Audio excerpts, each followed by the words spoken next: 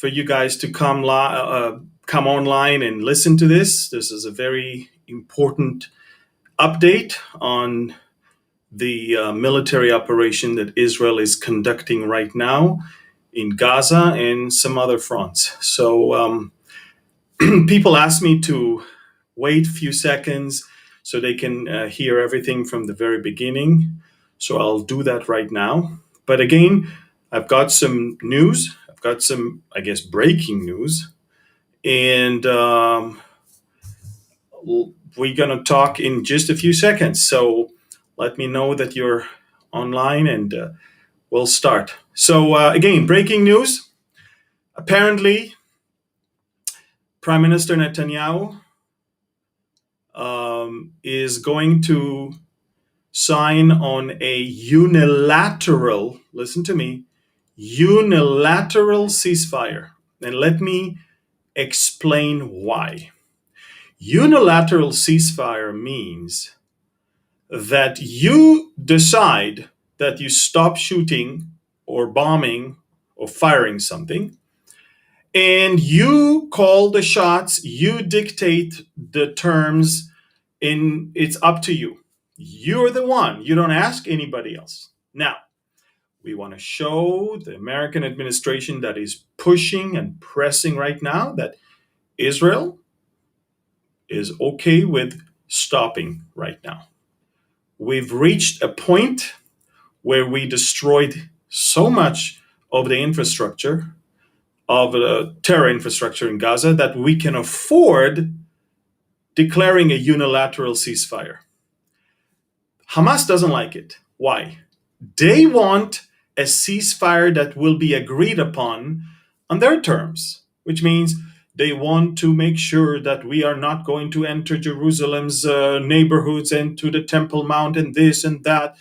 They want to be seen as the guardians of Al-Aqsa and all of that. Well, we're not going to give them that luxury. Not only that, the minute you are unilaterally stopping the fire, you can always shoot again if you see that something is wrong. For example, if some of those heads of Hamas, like the chief head of Hamas, pops out of the tunnel to the surface, we keep the right to eliminate him. If we see rockets being manufactured, if we see some suspicious things going on, we keep the right to deal with that and the time and the place that we want, because it's a unilateral ceasefire. Now, how do I know that this is the direction? Hamas released a statement that said that if Israel is unilaterally holding the fire, that means Israel was defeated. Now, let me explain to you something about the way Arabs think. They live in fantasy land that they always win every war. Up until today, the defeat of Egypt in Yom Kippur 1973 is being celebrated in Egypt as a victory. If you remember when America invaded into Iraq, the minister of propaganda of Iraq was saying, "We are killing the Americans at our gates." And while he was speaking, America bombed Baghdad behind him. I mean, there is a complete detachment from reality. The narrative is more important than the reality itself. Hamas must save face somehow by telling his people, look, 15,000 houses are gone, but hey, we won. Hey, look, they stopped firing. They must do something. They must explain how come 500 terrorists are gone. They must explain how come underground tunnels that cost $750 million are gone. They must explain how come Gaza looks like after an earthquake. They must explain all these things to so many people right now. So what they are going to say is, hey, look, we defeated Israel and now they hold the fire. It's a ceasefire. Now, make no mistake, when it's a unilateral ceasefire, the power is in your hand. You call the shots. You say when you shoot, you say when you stop shooting, you say, I do things by my terms. There's nothing that binds me to hold my fire. There's no agreement with anyone. I decided to hold the fire. Now, the Egyptians closed the border with Gaza, and they are not allowing gasoline to enter into Gaza until Hamas will stop the fire. Egypt told Hamas, if you stop the fire, we're going to let you have it. Israel, by the way, few times wanted to move some equipment, some medications, some food, and Hamas bombed those trucks. And so my point is very clear. Israel had a super successful military campaign. It has gone above and beyond what we expected. And the rules have changed. No longer they are going to, work in the coming year, 2, 3, 4, to build up this power once again. So we are going to face again a monster later on. But we reserve the right to always eliminate a threat as it is being observed.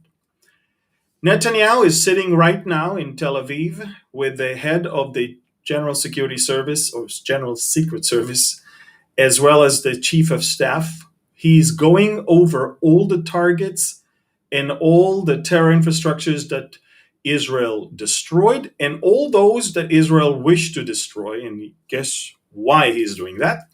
Because if Israel wants to hold the fire, let's say by midnight, let's say 4 hours from now, we've got 4 hours to get rid of all those things we haven't gotten rid of. And so what I'm trying to say is that we are now going to face a super, super intense night. Hamas is going to fire everything it has to show that they did great. Israel is going to destroy everything that is left in our targets bank. And eventually, at some point, Israel will say, okay, we're no longer firing. And the world will say to Hamas, yeah, you need to stop firing. But Israel is going to tell the whole world, the rules have changed. From now on, we reserve the right to eliminate every threat as is. From this morning, the Palestinians fired 300 rockets. And make no mistake, more than 10%, 42 of them fell within Gaza. What you don't understand is that they are firing thousands of rockets, but at least 12 to 15% of them fall within Gaza and kill people. They don't tell that to the world. All they can say is that we are suffering. Israel is killing babies. Israel is killing. Look, we didn't start this whole thing. I mean, you should have thought about this when you started firing rockets, not at military installations. You fire rockets at our cities and towns and villages, all civilians. You hide behind civilians. You hide underneath civilians. Your launchers are in regular homes from the window. So if we destroy that house, everybody's dead. Look, that's why we're using laser guided and very, very and video guided smart bombs that go straight to that window and keep the house intact. Folks, you just need to understand the ceasefire that we're going to have in probably a few hours from now is going to be different than any other operation we ever had. And look, we can continue and bomb and they fire and we bomb and they fire. It's going to be endless. But at some point you say to yourself, I've achieved my goals. I've destroyed everything I needed to destroy. All the intelligence I gathered in the last 5 years, 6 years, 7 years, all the bank of targets that I had is gone.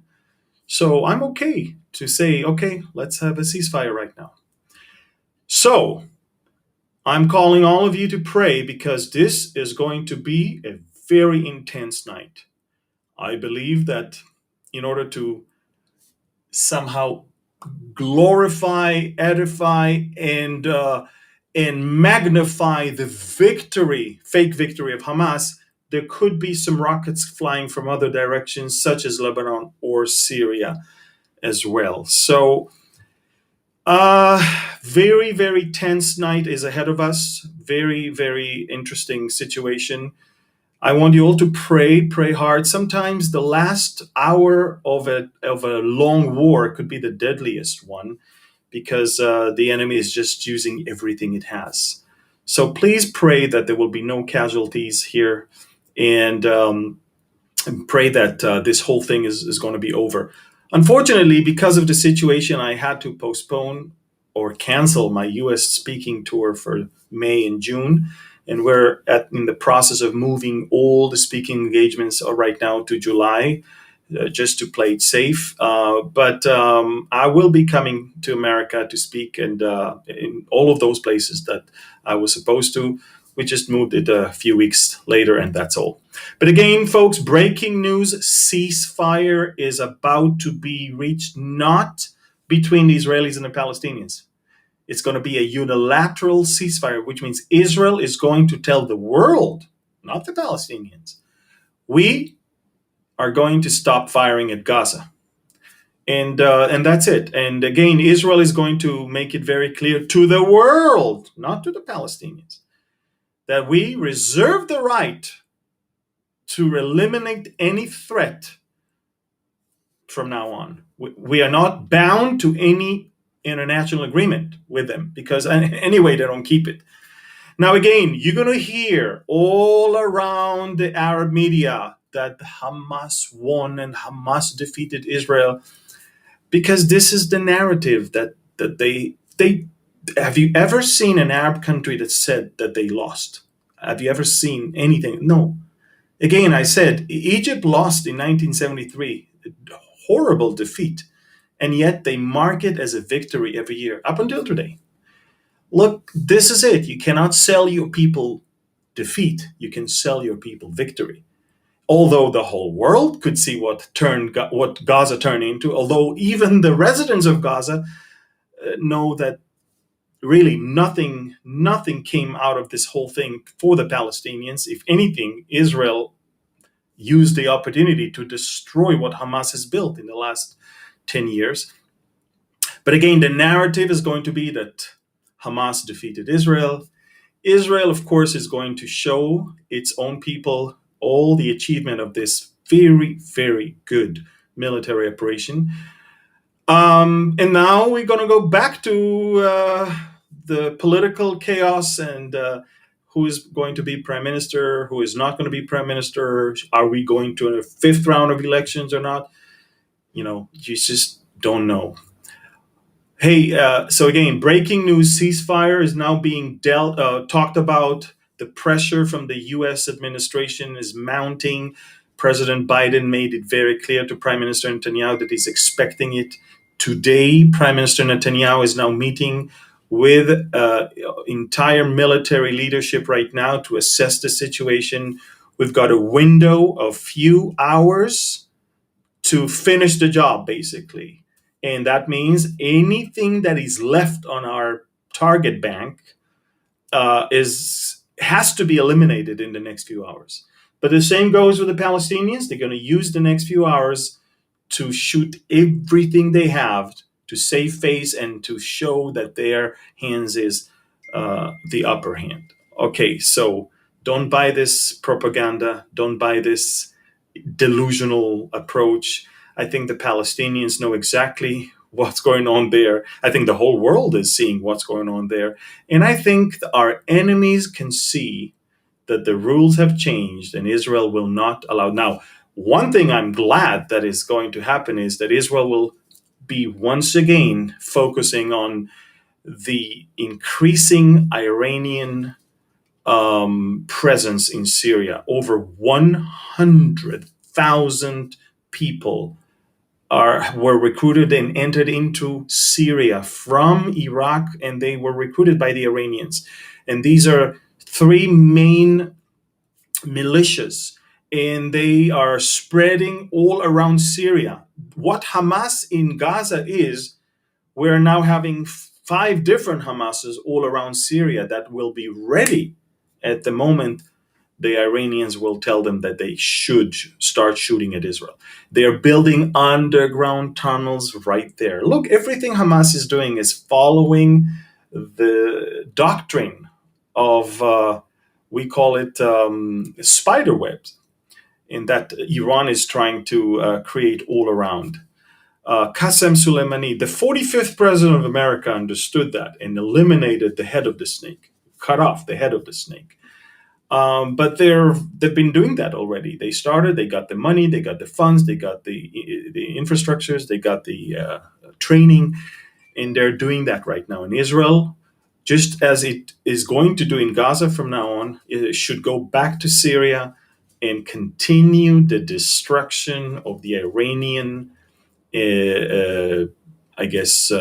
entrenchment there in different parts of Syria. Keep praying, folks. This is going to be, of all nights, the 11th night is going to be the worst, the longest, and maybe even the deadliest, because it is the finish line that everybody wants to reach with the upper hand. So pray hard, please.